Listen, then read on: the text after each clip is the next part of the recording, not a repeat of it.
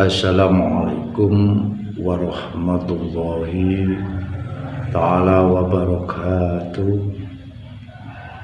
Alhamdulillahillati nawwara qulunil mu'minina bil ma'rifati wa tama'a nas qulubihim bit tauhid. Allahumma sholli wa sallim ala sayyidina Muhammadin wa ala alihi wa ashabihi alladhina amanu wa amalu sholihati illa yaumil mau'ud. Amma ba'du. Alhamdulillah kepada saudara-saudaraku yang terhormat, yang dimuliakan oleh Allah Subhanahu wa taala, di mana pada kesempatan hari ini kita bisa dipertemukan kembali. Insyaallah dalam pertemuan ini mudah-mudahan kita selalu diberikan hidayah oleh Allah dunia dan akhirat. Bapak Ibu yang dimuliakan Allah, bagaimana kita sebagai hamba Allah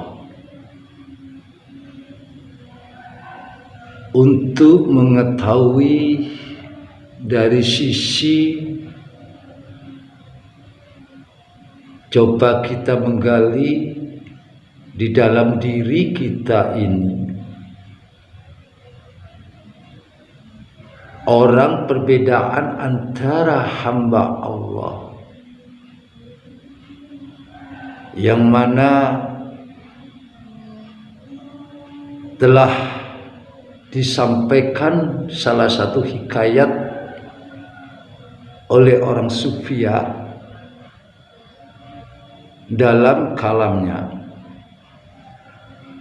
Bismillahirrahmanirrahim. Min alamati mautil qalbi. Sebagian daripada tanda matinya hati atau qalbi atau hati ini, adamul husni alama fataka, yaitu kita tidak merasa susah atau sedih, minal muwafiqati wa tarkun nadam, karena umpamanya tertinggalnya suatu amal atau suatu perbuatan yang aksanu atau yang baik. Kala fa'altahu mi wujudi zalati, juga tidak pernah merasa menyesal jika terjadi di dalam perilaku kita berbuat suatu dalam pelanggaran secara jasmani ataupun secara rohani. Bapak Ibu, saudara-saudara yang kami muliakan, coba kita mengkaji, menggali dari kalimat hikayat seorang sufi, bagaimana tanda matinya hati berarti itu, yaitu seseorang bila mana kita melakukan tertinggal suatu perilaku yang baik, ini tidak merasa hati kita ini ada getaran untuk susah atau sedih. Bahkan sebaliknya, bila mana kita melakukan suatu amalia ataupun secara dohiriyah, secara jasmani, ataupun secara rohani, hati, kolbun ini terjadi suatu kesalahan, kita pun tidak merasa menyesal. Padahal kita harus sadar, bisanya kita semua menerjemahkan dalam kehidupan ini secara hablu minan nas ataupun hablu minallah. Ini ada aturan main. Bagaimana bila hati ini telah tertutup, hati ini tak merasa ada rasa penyesalan sedikit pun. Bila mana kita melakukan hal, di situ ada suatu kebaikan, kita tidak tergugah hati kita untuk cepat melaksanakan. Ataupun sebaliknya, bila mana kita melakukan di situ ada suatu kesalahan dalam diri pribadi, dalam bermuamalah, mengapa kita tidak merasakan penyesalan? Ini tanda matinya hati. Padahal Allah telah memberikan kepada kita semua untuk selalu dan selalu disodorkan, fadkuruni adkurkum, berzikirlah engkau ya hambaku, selalu ingat kamu kepadaku, kata Allah. Niscaya aku, kata Allah, akan selalu ingat kepadamu. Jadi cara itu atau teorinya untuk kita selalu hidup hati kita, maaf saudaraku, Allah telah membimbing kepada kita semua caranya, yaitu dzikirullah. Tertuang di dalam suatu ayat mana di dalam Al-Qur'anul Karim yang telah disodorkan, a'udzu billahi minasyaitonir rajim, wa may ya'tasim billah, dan barang siapa yang berpegang teguh, dan barang siapa yang berpegang teguh kepada apa?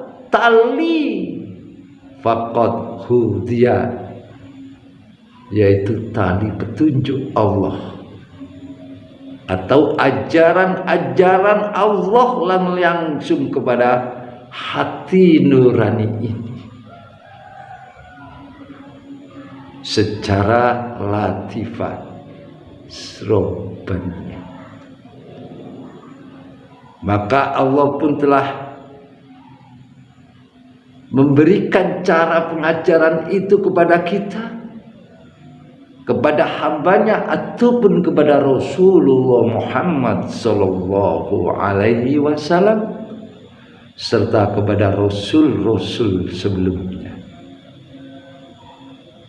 Tujuannya apa? Bila kita mengikuti hudaya illallah, kepada Allah, dengan ajaran-ajaran Allah, maka tertuntunlah diri kita semuanya. Allah selalu memberikan petunjuk kepada jalan. Jalan apa itu? Shiratim mustaqim, jalan yang lurus. Bapak, Ibu, saudara-saudaraku yang kami muliakan,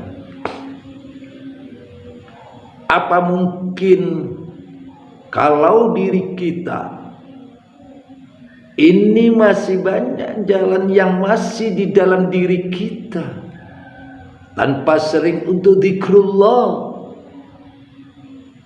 tidak memudawamakan, melanggengkan atau mengistiqomahkan zikir kepada Allah di mana kita berada, di setiap derik napas kita, setiap detik jantung kita, setiap kedipan mata kita, setiap langkah kita.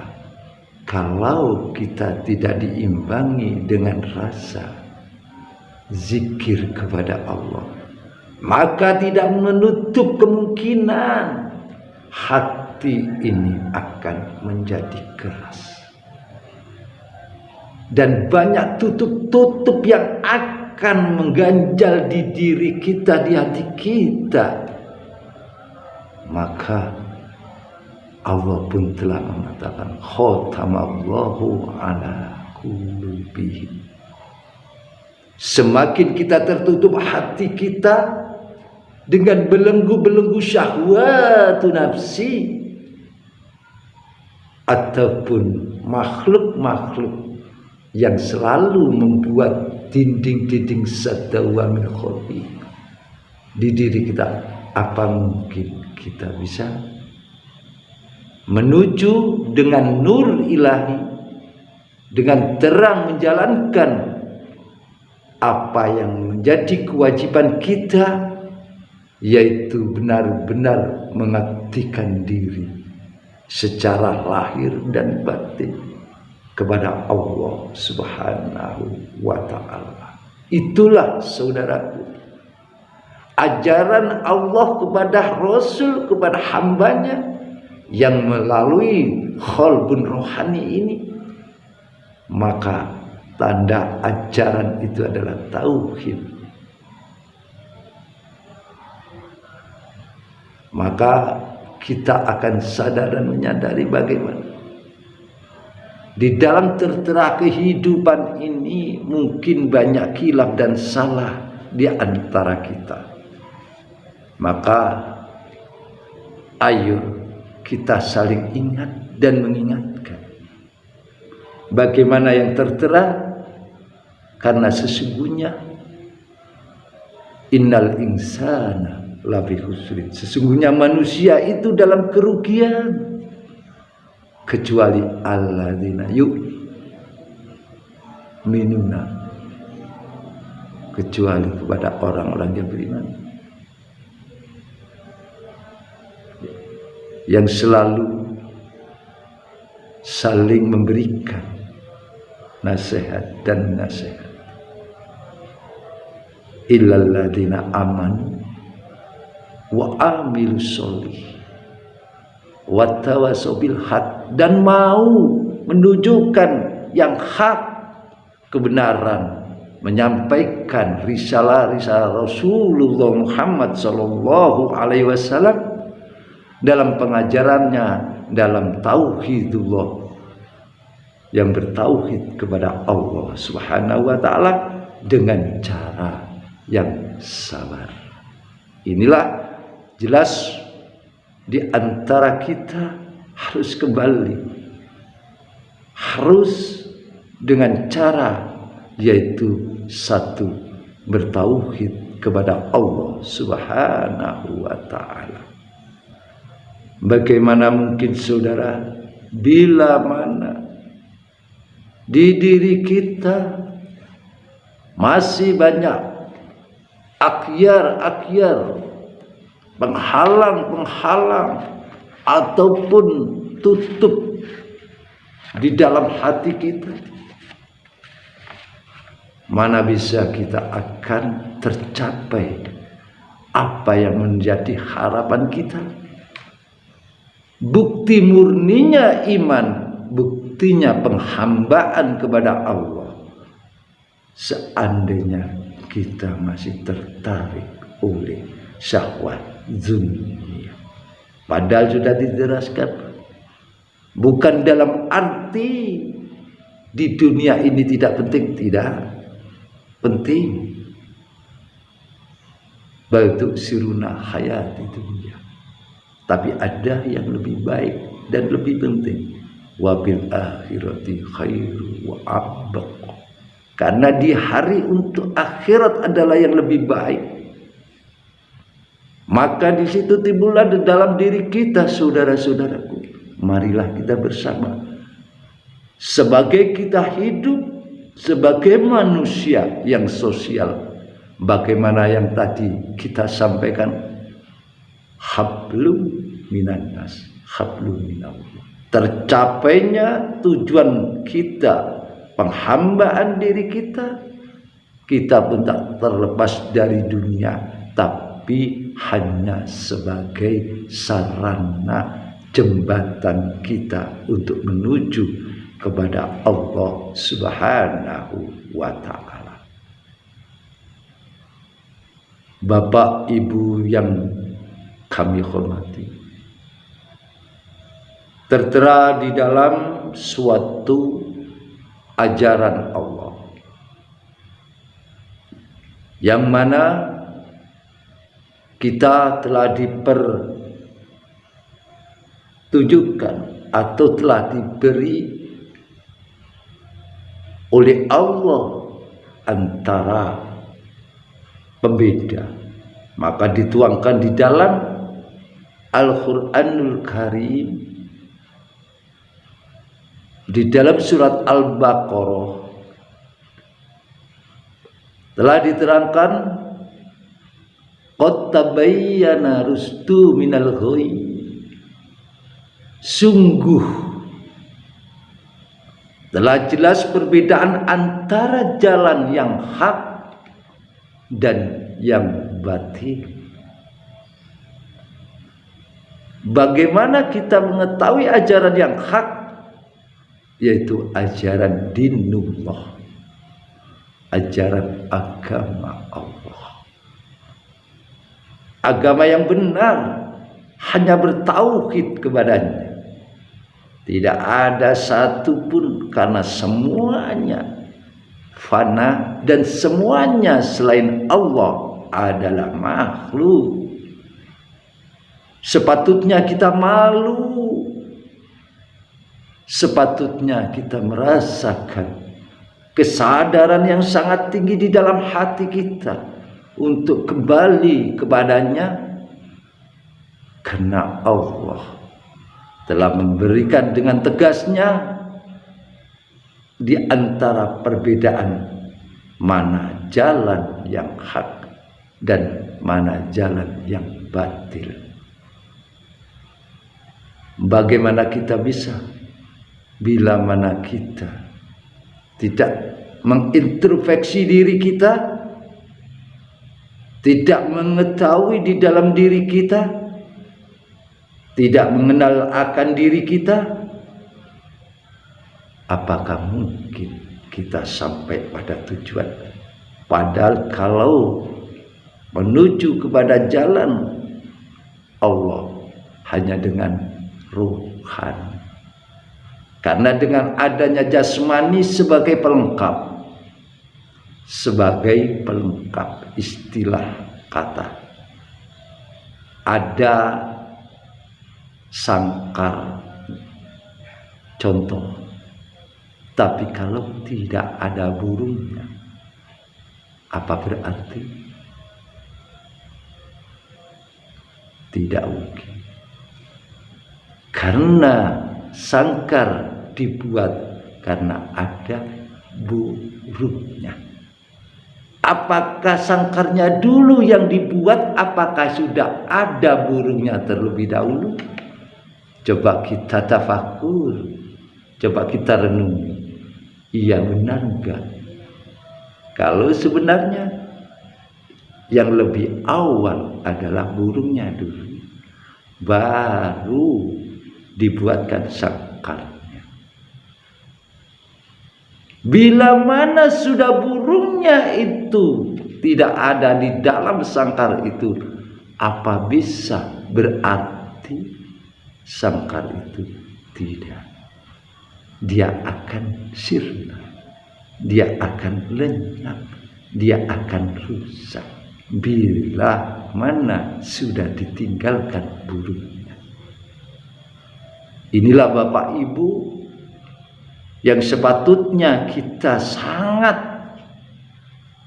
berintrospeksi diri, mengelola diri kita, baik yang secara dohiriyah, secara basariyah, ataupun secara qalbiyah. Sangat perlu. Bagaimana caranya?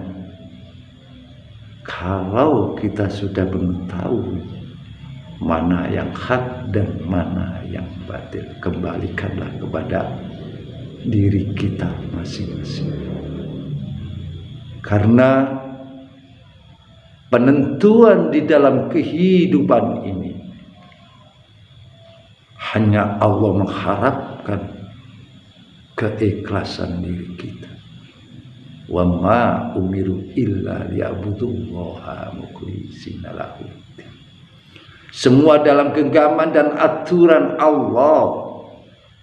Tapi tingkat kemuklisinan ini adalah bukan di jasmani kita, tapi terdorong, tertanam di dalam rohani. Inilah ajaran tauhid. Biar kita bisa makrifat kepada Allah. Caranya bagaimana? Diterangkan di sambung ayatnya. Wa may yakfur, dan barang siapa yang sudah bisa mengeluarkan bitauguti, mengeluarkan berhala-berhala ataupun togut-togut atau makhluk-makhluk yang ada di hati kita, baru itu diisi fadkuruni adkurkum, hanya Allah, nama Allah, Allah, Allah, tiada lain. Karena kalau kita benar iman kepada Allah, qalbun mu'min baitullah, pancaran nurnya Allah hanya melihat kepada hati kita. Karena yang bisa sambung kepada Allah adalah ruh kita. Bagaimana ruh kita kalau tidak diajak sengsara? Makanya ada kalimat hadis mengatakan, dunia ini adalah penjaranya bagi orang-orang yang benar percaya kepada ajaran Allah, yaitu tauhid. Maka disitulah kalau berhala-berhala ini, togut-togut yang ada di dalam diri ini, di hati ini, maka jelas secara musyahadah kita nyata akan paham, akan mengerti akan tentang Allah Subhanahu wa ta'ala. Bila mana hati kita sudah tidak mengikuti bitauhidi wa yu'min billah, baru kita. Bila mana berhala-berhala, makhluk-makhluk, togut yang ada di hati kita sudah kita bisa menyingkirkan, kita buang dari hati kita yang paling dalam, maka hati ini akan hidup, akan ada nur qalbi, pancaran nur yang sangat kuat. Walaupun seberapa begitu terangnya ibarat lampu merkuri, masih kalah dengan nur yang ada di dalam hati kita. Karena dengan nur inilah kita nyampe kepada tujuan, yaitu selalu ingat dan ingat kepada Allah Subhanahu wa ta'ala. Allah bidzikrillah. Maka siapapun, kita pun ataupun makhluk hamba Allah, bila sudah tidak bisa mengikuti akan takut-takut atau berhala-berhala yang ada di dirinya, maka benarlah imannya hanya kepada Allah Subhanahu wa ta'ala. Saudaraku yang dirahmati Allah Subhanahu wa ta'ala, di dalam kehidupan ini ataupun perjalanan hidup ini sangat pelik. Bagaimana Allah menciptakan kita. Di dalam tertuang di dalam Al-Quran, membuat alam segalanya sampai 6 masa. Juga prosesi kita. Ingat saudaraku, kita adalah asal muasalnya adalah dari air yang dipancarkan. Maka buanglah segala tagut ataupun berhala di dalam diri kita. Semuanya akan sirna, semuanya akan lenyap, semuanya akan kita tinggalkan. Pada hakikatnya kita kembali kepada Sang Punya. Inilah, kalau ingin kita benar menuju ke jalannya, marilah sama-sama kita berintrospeksi diri, memperbaiki diri, memuput akan keimanan kita kepada Allah Subhanahu wa ta'ala. Sebagaimana di dalam diri kita harus ada pengkajian yang dalam, karena yang mendinding diri kita adalah syahwatun nafsi, syahwat yang ada di diri kita. Ini saudaraku, kalau ini syahwatnya lebih kuat, dorongan keinginan nafsu yang lebih kuat, akhirnya dia pun buta. Bukan Allah yang dinomorsatukan, tapi makhluk yang dipersatukan. Makanya bila kita kembali kepada ajaran Allah, ajaran yang tauhid kepada Allah, tidak mungkin di antara kita akan ada suatu bercerai-berai satu antara lain. Karena dengan ego, ambisi yang mana hati kita telah terdorong oleh kekuatan nafsu kita, akhirnya kita mencapai apa yang menjadi tujuan kita, tidak peduli, akhirnya kita mengikutinya. Itulah malapetaka. Sadar dan sadarlah, kita kembali ke fitrah kita, kembali kepada kebenaran, karena hakikatnya diri kita adalah punya Allah dan seluruhnya punya Allah.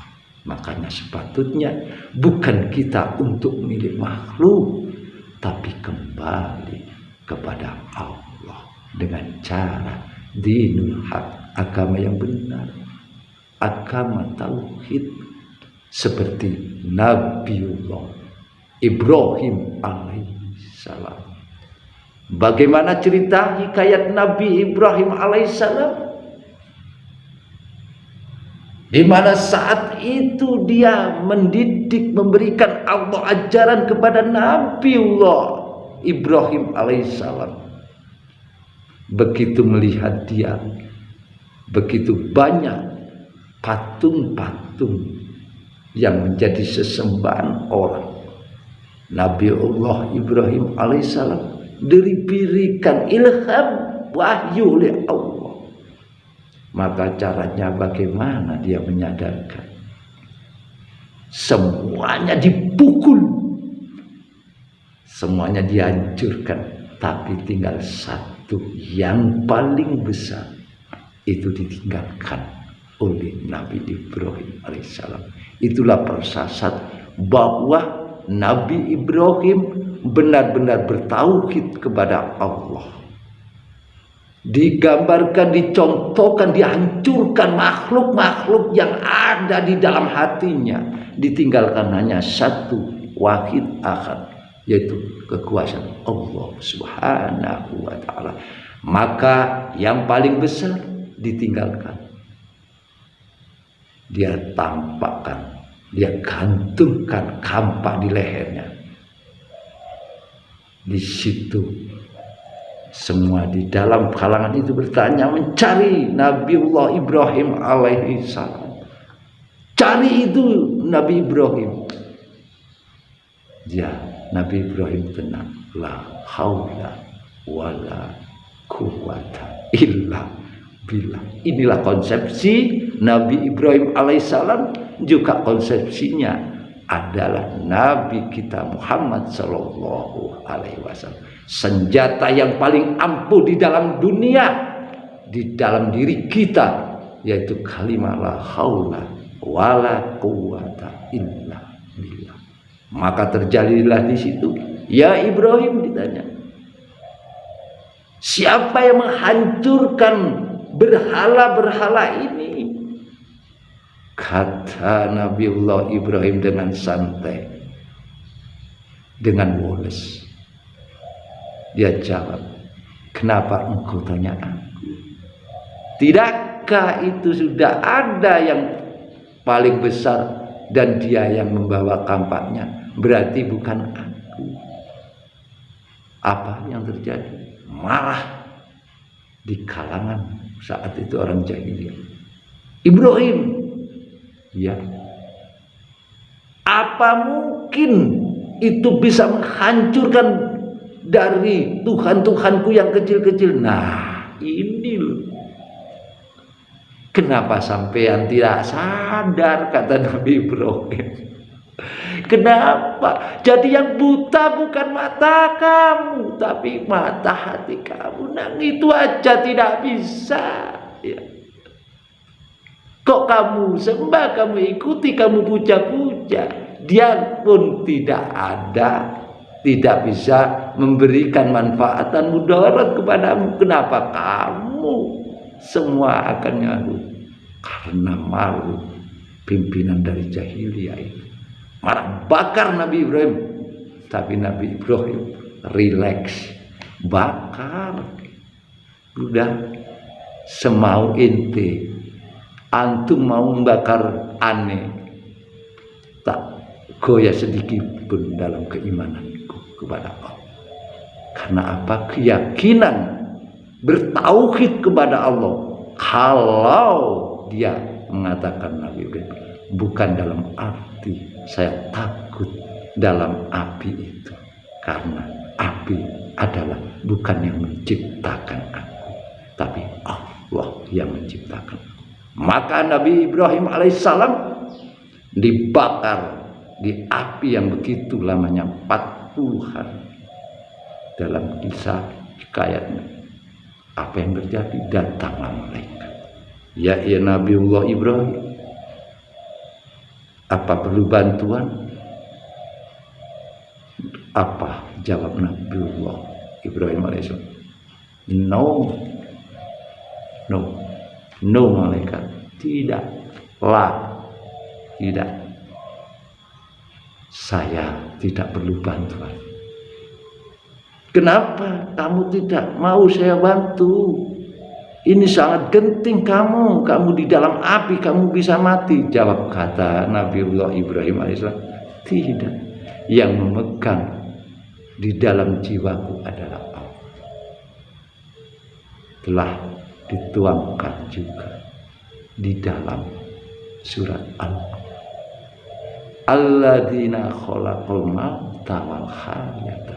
Tidakkah mati dan hidup itu adalah suatu ujian?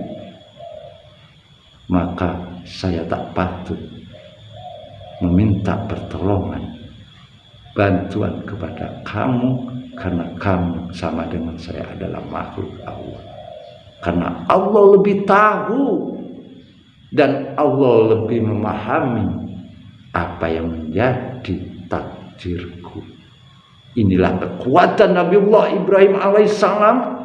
Akhirnya apa? Allah mengatakan, ya aku, dinginlah engkau. Jadi ini salah satu kekuatan iman. Kalau kita benar-benar dinul haq di dalam ajaran agama Allah, bertauhid kepada Allah, tidak ada sesembahan di seluruh dunia ini ataupun di dalam hati ini kecuali Allah. Karena Allah innallaha ala kulli syai'in qadir. Dan sesungguhnya Allah itu sangat kuasa di atas segala sesuatu. Inilah kuncinya. Kalau memang kita mau menuju kepada jalan Allah, harus kita mengikuti apa yang dicontohkan Rasulullah secara dohiriyah dan secara batinnya, yaitu dengan cara beribadah, bertauhid kepada Allah Subhanahu wa ta'ala. Semoga apa yang bisa kami sampaikan, berbagi salah satu ilmu, yang mana ilmu itu adalah milik Allah, bukan milik kita pada hakikatnya.